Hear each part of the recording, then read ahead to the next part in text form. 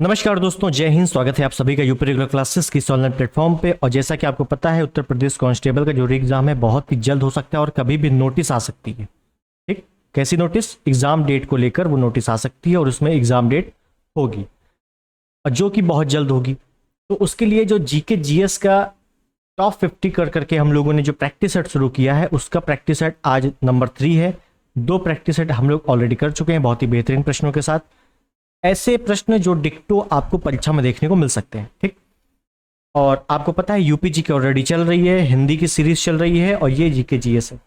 बहुत ही जल्द marathon class लेकर आने वाले हैं, वो भी टॉपिक वाइज, सब्जेक्ट वाइज। जैसे पॉलिटी का मैराथन अलग हो गया, वर्ल्ड ज्योग्राफी का अलग, इंडियन ज्योग्राफी का अलग, इस हिसाब से। ठीक है, तो चलिए शुरुआत करते हैं आज के सेट में, जो कि पहला क्वेश्चन ये रहा आपके सामने। अच्छा प्रश्न है। सूची 1 सूची 2 मिलान करना है, मिलान कर देते हैं, कोई दिक्कत नहीं है। हड़प्पा संस्कृति की बस्ती एक तरफ दी हुई है और एक तरफ है जिस नदी जिस पर अवस्थित है। कुल मिला के हड़प्पा कालीन नगर है वो किन नदियों के मध्य स्थित थे, ये आपको पता होने चाहिए।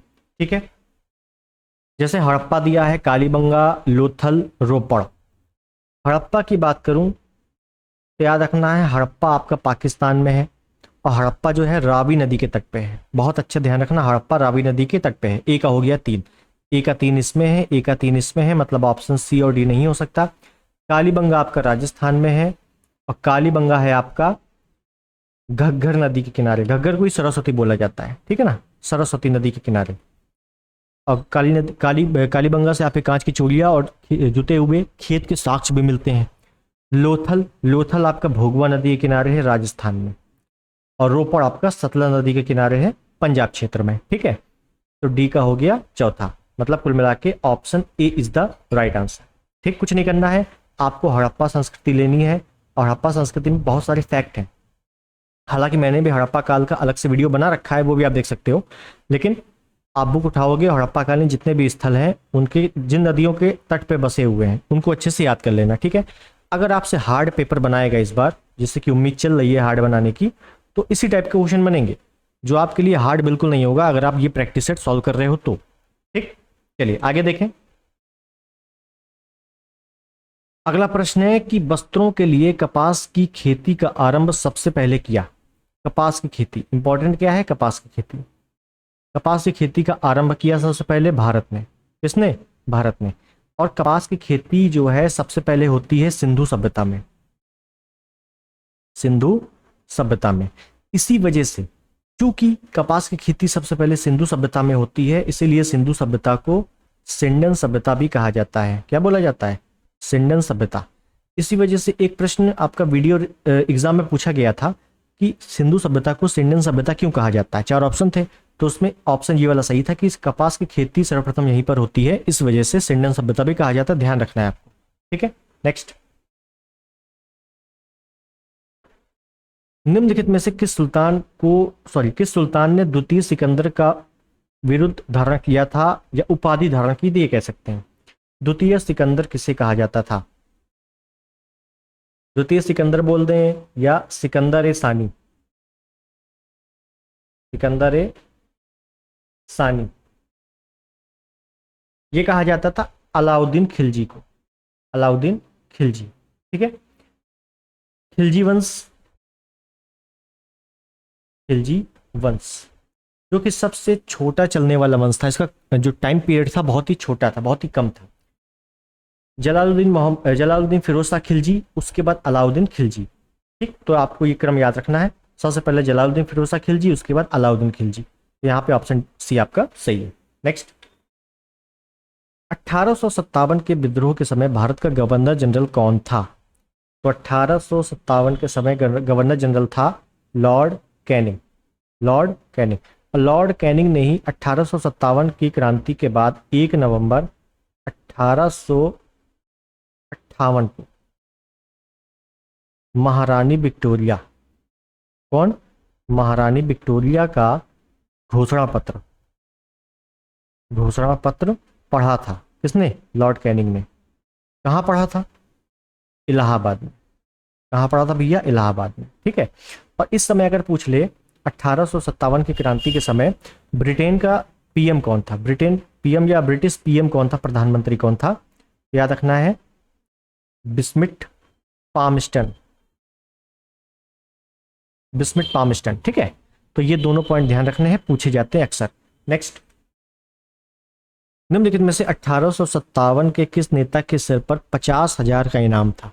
अब ये क्वेश्चन को मैं इंपॉर्टेंट लगाऊंगा और आप भी इंपॉर्टेंट लगाओगे यूपीपी अगर देना है तो। क्यों?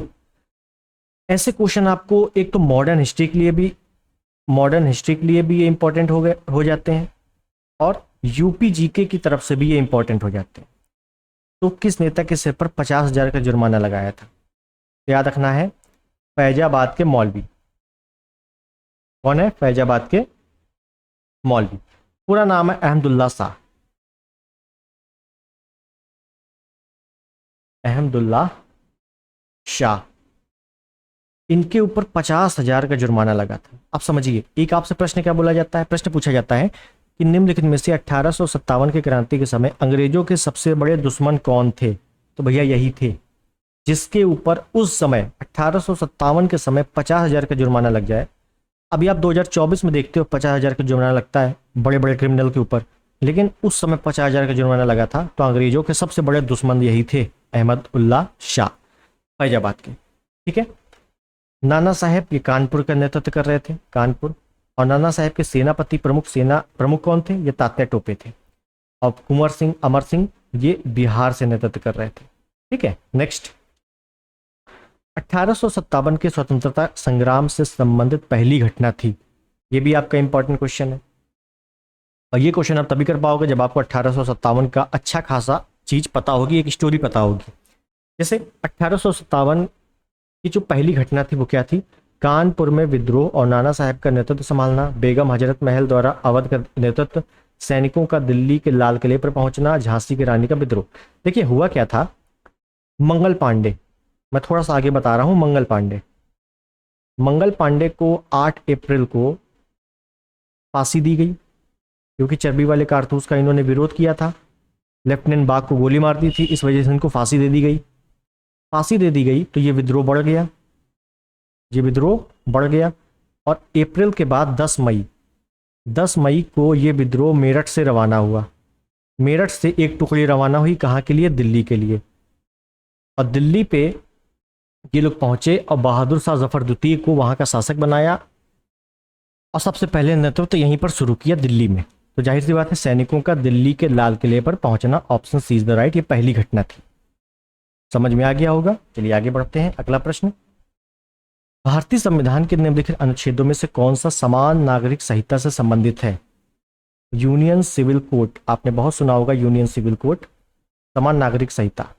तो ये आपका पहली चीज डीपीएसपी में है।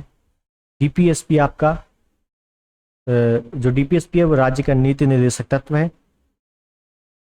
और जो आपका यूसीसी है वो आपका आर्टिकल 44 में है, article 44। Option C is the right, जो कि कहाँ पे लागू है? गोवा में लागू है और उत्तराखंड में लागू है। उत्तराखंड में हाल ही में लागू हुआ है और इसको पूरे भारत में लागू करने की बात चल रही है, ठीक। चलिए आगे देखते हैं। नेक्स्ट, भारत के संविधान के निम्नलिखित में से किस अनुसूची में दल बदल विरोधी अधिनियम का प्रावधान है? देखिए, अगर मैं बताऊं, अगर मैं आपको बोलूं यहाँ पे अनुसूची की बात हो रही है, तो मैं आपसे पूछूं अनुसूची टोटल कितनी है, तो आप बताओगे भैया 12 है। 12 है, पहले 8 थी, 4 बाद में जोड़ दी गई थी। कौन कौन सी? 9, 10, 11, 12, यही जोड़ी गई होंगी लास्ट में, यही सी बात है। जो दल बदल विरोधी कानून है या अधिनियम है वो आपका अनुसूची नंबर 10 में है, और इसको भी जोड़ा गया होगा 52वें संविधान संशोधन 1985 के तहत। इसके तहत इसको जोड़ा गया था। इसमें क्या बोला गया था कि 1/3 सदस्यों से कम अगर किसी भी दल में या दल बदली करेंगे तो उनका जो सदस्यता है वो रद्द कर दी जाएगी। 1/3 से अगर कम करेंगे तो 1/3 कर रहे हैं, 1/3 से ज़्यादा कर रहे हैं तो ठीक है, मान्य है। इसी को फिर चेंजमेंट कर दिया गया और बाद में 2/3 सदस्य कर दिया गया कि 2/3 सदस्यों से कम अगर दल बदल करेंगे तो मान्य नहीं होगा, उनकी सदस्यता रद्द कर दी जाएगी, ठीक है। तो इसके बारे में आपको ध्यान रखना है, अनुसूची नंबर 10। नेक्स्ट, भारतीय संविधान के छठी अनुसूची के प्रावधान किस राज्य पर लागू होते हैं? छठी अनुसूची, अब जाहिर सी बात है छठवीं अनुसूची है तो इसको मूल संविधान में ही जोड़ दिया गया होगा, आगे नहीं जोड़ा गया होगा। और छठी अनुसूची में है क्या? पूर्वोत्तर राज्यों में प्रशासन चलाने का कानून, पूर्वोत्तर राज्यों में प्रशासन चलाने से संबंधित प्रावधान है। अब पूर्वोत्तर राज्य में कितने राज्य हैं? 4। कौन कौन से? असम, मेघालय, मिजोरम, त्रिपुरा। तो असम, मेघालय, मिजोरम, त्रिपुरा, ये 4 राज्यों के लिए विशेष प्रावधान दिया गया है अनुसूची नंबर 6 में। तो बस option C is the right हो जाएगा। और वैसे भी आपने देखा होगा ऑप्शन में, अगर आपने ये भी पता है कि पूर्वोत्तर राज्य हैं कौन कौन से हैं, ये नहीं भी पता है तब भी आप सॉल्व कर लोगे, क्योंकि गुजरात छत्तीसगढ़ तो पूर्वोत्तर में नहीं है, केवल आपका त्रिपुरा ही है। ठीक, चलिए आगे देखते हैं अगला प्रश्न। भारत की संघ सूची में कितने विषय सम्मिलित हैं?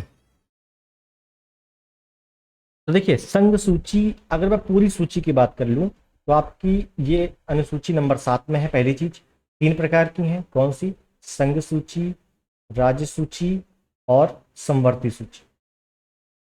संघ सूची, राज्य सूची, समवर्ती सूची। तो यहाँ पे संघ सूची में बोला गया है कि कितने विषय हैं, तो याद रखना है वर्तमान में कितने विषय सम्मिलित हैं। अगर मैं वर्तमान की बात करूं तो वर्तमान में है 100 विषय। यहाँ पे 97 सही होगा, क्यों? क्योंकि 100 के नियरेस्ट सबसे यही है, लेकिन है कितने? 100 है। 3 जो है ये अवशिष्ट सूची में चले जाते हैं, लेकिन अवशिष्ट सूची अगर ना हो तो अवशिष्ट सूची के भी विषय संघ सूची में चले जाते हैं, इस वजह से 100 है। 100 के नियरेस्ट 97 है, तो 97 सही होगा। ठीक है, अगर मैं बात कर लूं राज्य सूची में, राज्य सूची, तो राज्य सूची में थोड़ा इसको मिटा दूं, ठीक है, आप ध्यान रखो, मैं यहां लिख देता हूं। राज्य सूची में अगर बात करूं तो राज्य सूची में कुल 66 विषय थे, लेकिन अब बचे कितने हैं? 61 बचे हैं। समवर्ती की बात करूं, समवर्ती सूची की बात करूं तो पहले 47 विषय थे, अब की बात करें तो 52 हो गए हैं। आप देख रहे हो, आप डिफरेंस देखो, यहां से 5 बढ़ गए, सॉरी 5 घट गए, यहां से 5 घट गए, और यहां पे 5 बढ़ गए। तो बस इसी में जो 5 का प्रावधान दिया गया था उसी को यहां चल के समवर्ती में जोड़ दिया गया है। कौन कौन जोड़ दिए गए हैं? तो शिक्षा, वन, वन्य जीव, 12वां मापतौल और सामाजिक न्याय। तो ये 5 विषय जो हैं समवर्ती सूची में जोड़ दिए गए हैं 42वें संविधान संशोधन 1976 के द्वारा। ये सभी चीजें मैं आपको अनुसूची वाले में पढ़ा चुका हूं बहुत ही डिटेल्ड में, तो आप लोग एक बार उसको विजिट कर लेना, देख लेना। यहाँ पे प्रैक्टिस के तौर पर मैं आपको बता दिया हूं, बस एक बार रिवीजन हो जाए आप। आगे देखते हैं, निम्नलिखित पहाड़ियों में से कौन सी पूर्वी घाट एवं पश्चिमी घाट के मिलन स्थल को बनाती है? ये भी अच्छा क्वेश्चन है। देखिए सिंपल सी बात है, ये है भारत का दक्षिणी एरिया, मतलब प्रायद्वीपीय भारत बोल सकते हैं। यहाँ पे आपका है पश्चिमी घाट, ये, और यहाँ पे आपका है पूर्वी घाट। पूर्वी घाट निरंतर नहीं है, ऐसे टुकड़े टुकड़े में है, और पश्चिमी घाट, पूर्वी घाट इधर साइड मिल जाते हैं। ये जो रेड एरिया है, या इसको मैं ब्लैक बना दूं, ये जो ब्लैक एरिया है, ये एक पहाड़ी है, इस पहाड़ी का नाम है नीलगिरी। नीलगिरी, और ये नीलगिरी पहाड़ी जो है पूर्वी घाट और पश्चिमी घाट को जोड़ने का काम करती है, मिलन स्थल है। तो बस option C is the right. Nilgiri की पहाड़ी है कहाँ पर? तमिलनाडु, केरल और कर्नाटक, ये 3 राज्यों में फैली हुई है। नीलगिरी की सबसे ऊंची चोटी दोडा बेट्टा, क्या है? दोडा बेट्टा। कितनी है? 2637 मीटर इसकी हाइट है कहाँ पर? तमिलनाडु में है। ठीक है, और यहीं पर टोडा जनजाति भी पाई जाती है तमिलनाडु में। क्या है? तमिलनाडु में एक जनजाति पाई जाती है टोडा जनजाति, ये आपने पढ़ा होगा स्टैटिक वाले पोर्शन में। ठीक, चलिए आगे देखते हैं। अगला प्रश्न है कि महाराष्ट्र में पश्चिमी घाट को किस नाम से जाना जाता है? तो जो कि मैंने आपको बताया था, ये है दक्षिणी भारत, प्रायद्वीपीय भारत, और ये है आपका पश्चिमी घाट। तो पश्चिमी घाट को सह्याद्री बोला जाता है। क्या बोला जाता है? और याद रखना है कि पश्चिमी घाट 2 भागों में बांट रहे हैं, 16 डिग्री उत्तरी अक्षांश, सह्याद्री को दो भागों में बांट देता है या पश्चिमी घाट को दो भागों में बांट देता है। फिर ऊपर वाले भाग को उत्तरी सह्याद्री, नीचे वाले भाग को दक्षिणी सह्याद्री। फिर इसमें भी बहुत सारे फैक्ट हैं, ठीक है, तो टाइम लंबा चला जाएगा, लेकिन आपको यहाँ केवल याद रखना है पश्चिमी घाट को किस नाम से जाना जाता है, सह्याद्री नाम से। ठीक, आगे देखते हैं नेक्स्ट। गंगा नदी की निम्नांकित सहायक नदियों में से किसका मार्ग उत्तरमुखी है। देखिए, गंगा नदी के बारे में बहुत पढ़ा होगा। गंगा नदी की सबसे लंबी नदी है, 25 किलोमीटर बहती है, गंगोत्री से निकलती है, गंगोत्री के गौमुख से निकलती है, हरिद्वार में मैदानी भाग में प्रवेश करती है, यूपी में बिजनौर से प्रवेश करती है, बिहार से निकल जाती है, यूपी में 28 जिलों में अब इसका प्रवाह है।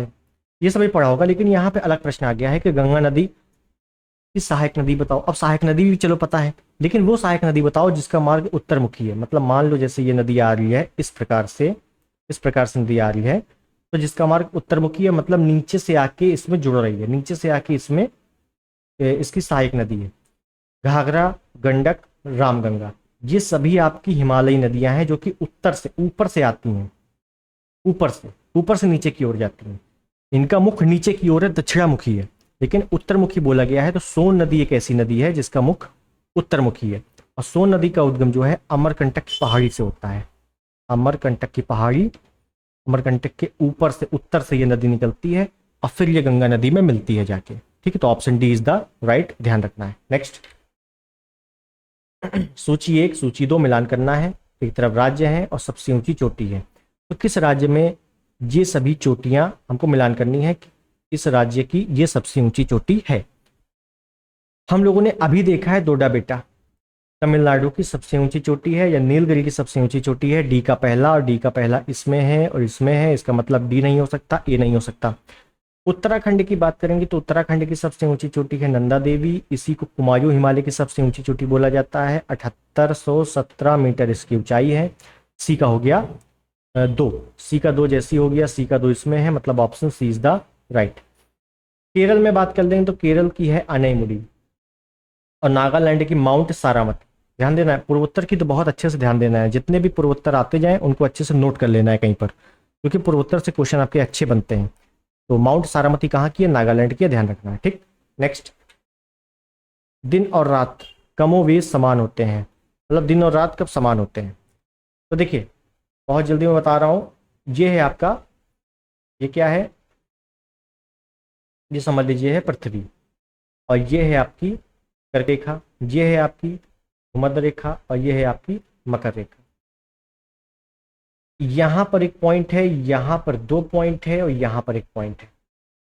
यहां पे क्या है, 21 जून, यहां पे क्या है, 21 मार्च, और यहां पे क्या है, 23 सितंबर, और यहां पे क्या है, 22 दिसंबर। सूर्य इन्हीं के बीच में ही चक्कर लगाता है, कर्क रेखा से मकर रेखा के बीच में। तो सूर्य क्या है कि 21 जून को उत्तरी गोलार्ध पर लंबवत चमकता है, और दक्षिणी ध्रुव पर 22 दिसंबर को लंबवत चमकता है। इसी वजह से उत्तरी गोलार्ध का सबसे बड़ा दिन 21 जून होता है, और दक्षिणी गोलार्ध का सबसे बड़ा दिन 22 दिसंबर होता है। लेकिन जो बीचों बीच वाला हिस्सा है, यहां पर सूर्य दिन और रात बराबर होते हैं। इसी वजह से ये 21 मार्च और 23 सितंबर तो क्या होते हैं, दिन और रात समान होते हैं। ये आपको ध्यान देना है। 23 सितंबर को शरद विषुव और 21 मार्च को बसंत विषुव बोला जाता है, इसके नाम है। ठीक है, ये भी ध्यान रखना। तो क्या हो गया आंसर आपका, भूमध्य रेखा, यानी कि 0 डिग्री। ठीक, नेक्स्ट,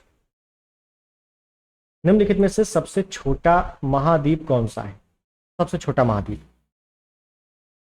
तो ध्यान दीजिए, आप सभी को पता है सबसे बड़ा महाद्वीप है एशिया, फिर है अफ्रीका, फिर है उत्तरी अमेरिका, फिर है दक्षिणी अमेरिका, फिर है अंटार्कटिका, फिर है आपका यूरोप, और सबसे लास्ट में है ऑस्ट्रेलिया। तो 7 महाद्वीप हैं, 7 का बिल्कुल क्रम लिखा हुआ है, तो सबसे छोटा बोला गया है, option D is the right. Next, Africa का सींग में किसे सम्मिलित नहीं किया गया है, और ये आपका इंपॉर्टेंट है, थोड़ा सा मॉडरेट बोल दूं उसको, है ना, मॉडरेट बोल दूं, तो इसको आपको अच्छे से समझना है क्या कह रहा है। देखिए अफ्रीका का अगर आप मैप देखो तो कुछ इस प्रकार का है, ठीक है, अगर आप थोड़ा सा मैप देखोगे कुछ इस प्रकार का है, ठीक है। क्या चीज, आप ये वाला हिस्सा देखो अमेरिका का, सॉरी अफ्रीका का, ये वाला, ये क्या है, एक प्रकार का सींग जैसा है ना, तो बस इसी में जितने देश लगते हैं उन्हीं को हॉर्न ऑफ अफ्रीका या अफ्रीका का सिंह कहा जाता है, जिसमें टोटल आपके 4 देश आते हैं। कौन कौन से? इरिट्रिया, इथोपिया,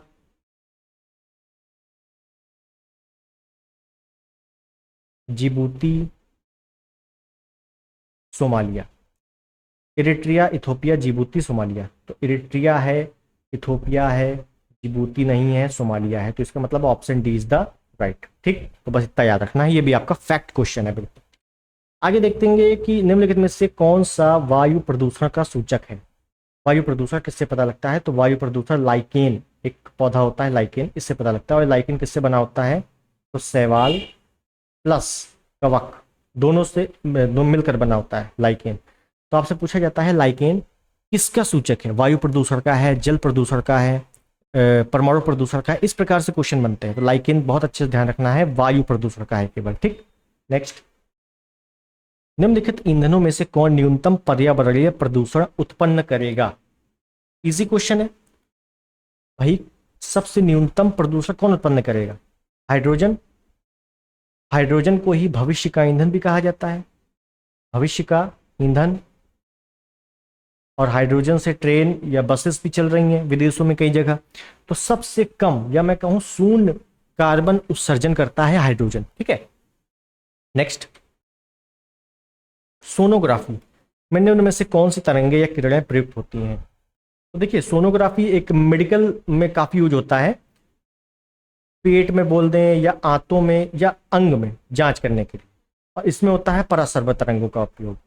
पराश्रव्य तरंगे, देखो तरंगे 3 प्रकार की हैं, श्रव्य, सॉरी अवश्रव्य, श्रव्य और पराश्रव्य। पराश्रव्य की जो हर्ट्ज होती है 20,000 हर्ट्ज से अधिक होती है इसकी आवृत्ति।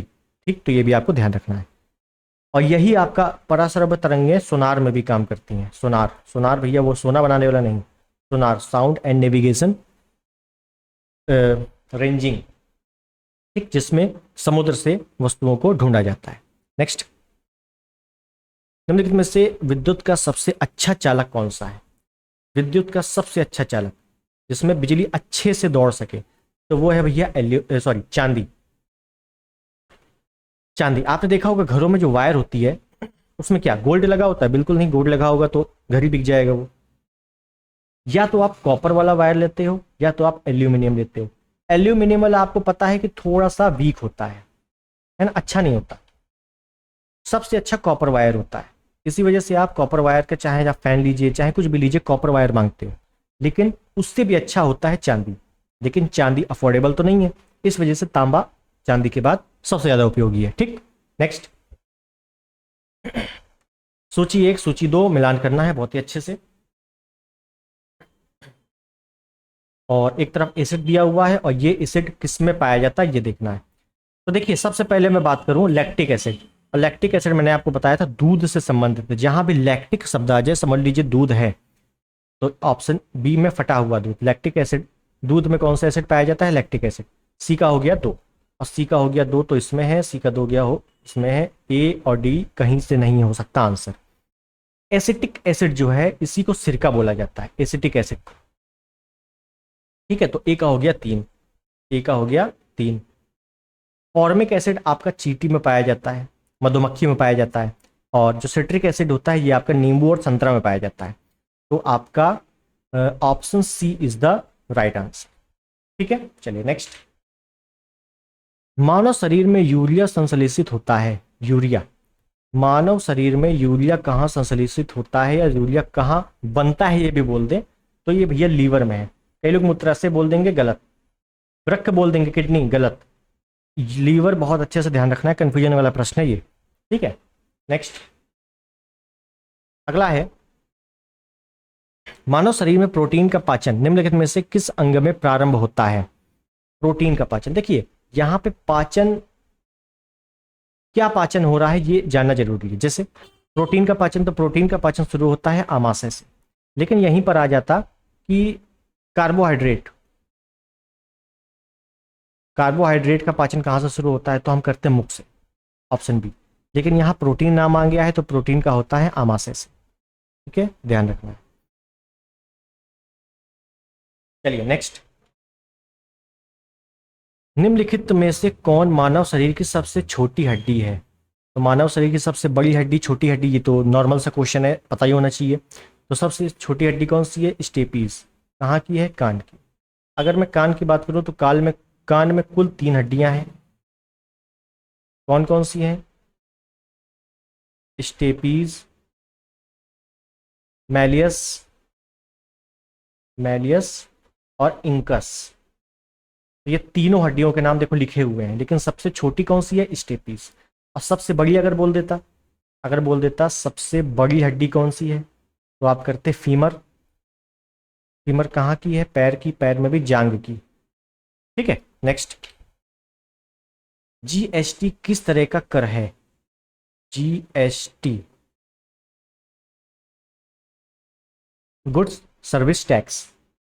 तो जीएसटी किस प्रकार का टैक्स है भाई? अगर आप लोग जीएसटी देते हो, क्या डायरेक्ट जमा कराते हो आयकर में जाके, इनकम टैक्स में जाके डायरेक्ट जमा कराते हो? नहीं, आप कुछ सामान खरीदते हो, वो सामान जिससे खरीदते हो फिर वो कहीं और से खरीदता है, फिर उसका पैसा वो इनकम टैक्स में जाता है। तो कुल मिला के अप्रत्यक्ष इनडायरेक्ट टैक्स, बहुत अच्छे से ध्यान रखना, इनडायरेक्ट टैक्स है जीएसटी। ठीक है, नेक्स्ट, निम्नलिखित में से कौन सा एक राज्य भारत में हीरो का प्रमुख उत्पादक है? हीरो का, तो देखो जो डायमंड है वो आपका पन्ना, पन्ना में अधिकतम उत्पादन होता है, और पन्ना कहाँ पे है? मध्य प्रदेश में है, एमपी में। Option A is the right. और अगर गोल्ड आ जाए, गोल्ड तो आपको पता है कोलार और हट्टी, कोलार हट्टी ये कहाँ पे है? ये आपका कर्नाटक में है, कर्नाटका। ठीक, नेक्स्ट, एक किसान जिसके पास 1 से 2 हेक्टेयर तक जोत है, जोत मतलब भूमि, भूमि है, जाना जाता है। देखिए ये वाला क्वेश्चन आपका बहुत बार आता है। यूपी ट्रिपल एससी अगर आप दे रहे हो, यूपीपी दे रहे हो, यूपी का कोई भी एग्जाम दे रहे हो, तो यूपी में आपको पता है कृषि से संबंधित क्वेश्चन अक्सर पूछे जाते हैं। तो ये वाले क्वेश्चन आपको अक्सर देखने को मिलेंगे। जैसे 1 हेक्टेयर से कम भूमि है उसको क्या बोलते हैं? 1 से 2 हेक्टेयर है उसको क्या बोलते हैं? 2 से 4 हेक्टेयर है इसको क्या बोलते हैं? 4 से 10 हेक्टेयर है इसको क्या बोलते हैं? और 10 हेक्टेयर से ज़्यादा है तो इसको क्या बोलेंगे? देखो 1 हेक्टेयर से कम है तो उसको बोलेंगे सीमांत। क्या बोलेंगे? सीमांत। 1 से 2 हेक्टेयर है तो उसको बोलेंगे लघु। क्या बोलेंगे? लघु।